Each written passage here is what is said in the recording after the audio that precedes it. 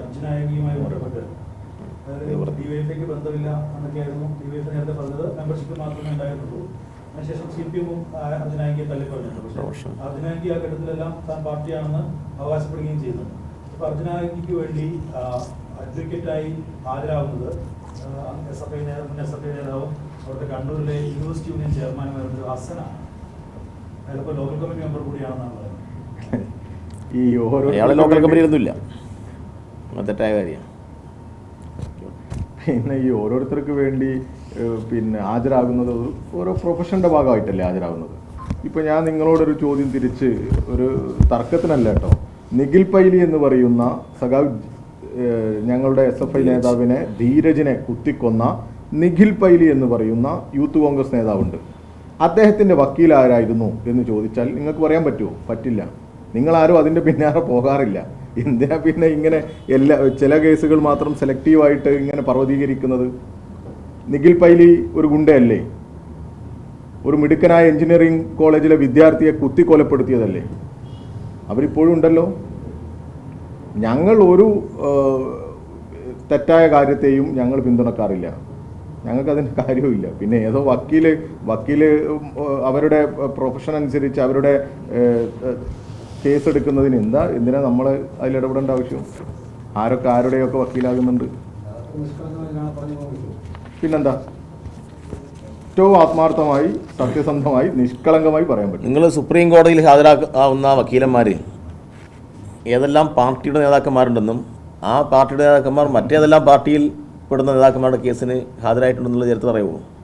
അതൊക്കെയാണ് എടുത്ത് നോക്കണം. അതുകൊണ്ട് വക്കീലന്മാർ ഇപ്പോൾ ആദ്യമായിട്ട് ഇങ്ങനെ ഹാജരാവുന്നത്.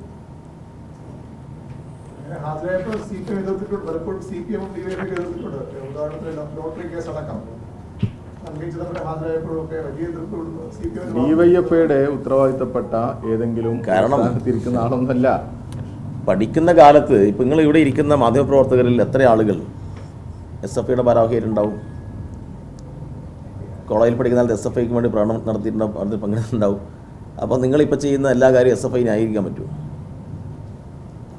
ഇനി പോട്ടെ, ഈ MDMA കേസിലെ യൂത്ത് കോൺഗ്രസ് നേതാവിന് ഒരു വക്കീലന്മാരും ഹാജരാവില്ലേ? കേരളത്തിൽ ഹാജരാവില്ലേ?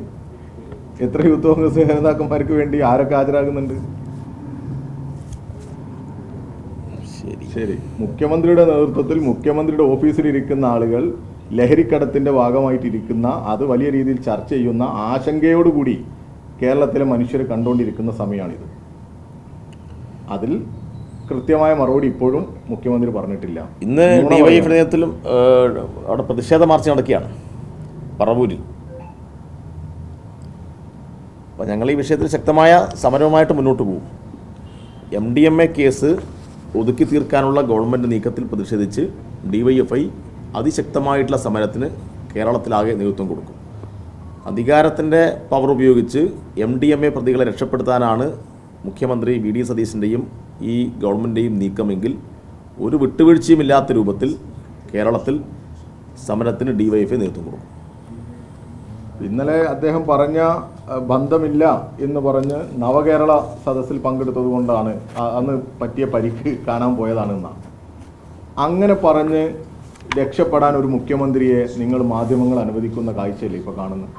ഇപ്പോൾ വരുന്ന വാർത്ത അദ്ദേഹത്തിൻ്റെ കോഴിക്കോട് വെച്ച് നടന്ന ഒരു ഇഫ്താർ വിരുന്നിൽ ഇദ്ദേഹം പങ്കെടുത്തിരുന്നു എന്നാണ്. കോഴിക്കോട് ജില്ലയ്ക്ക് പുറത്തുനിന്ന് മറ്റാരും പങ്കെടുക്കാത്ത ഒരു ഇഫ്താർ വിരുന്നിൽ ഈ ലഹരി മാഫിയ സംഘത്തിൻ്റെ തലവൻ എങ്ങനെയാണ് പങ്കെടുക്കുന്നത്? അത് നമ്മൾ ആലോചിക്കണ്ടേ? ഇതിൽ മറ്റൊരു കാര്യം കൂടിയുണ്ട്. കേരളത്തിലെ UDF നേതാക്കന്മാർക്കെതിരെ ഒരു വിമർശനം വന്നാൽ ഇപ്പം ഇടപെടുന്നത് നിങ്ങൾ കണ്ടല്ലോ. അതുപോലെ തന്നെയാണ് തെറികൾ, ഫുൾ അസഭ്യ വർഷങ്ങൾ വരികയാണ്. ഇപ്പോൾ ഇവിടെ മത്സ്യത്തൊഴിലാളി കുടുംബത്തിൻ്റെ നേരെ നടന്ന സൈബർ അറ്റാക്ക് നമ്മൾ കാണുകയല്ലേ.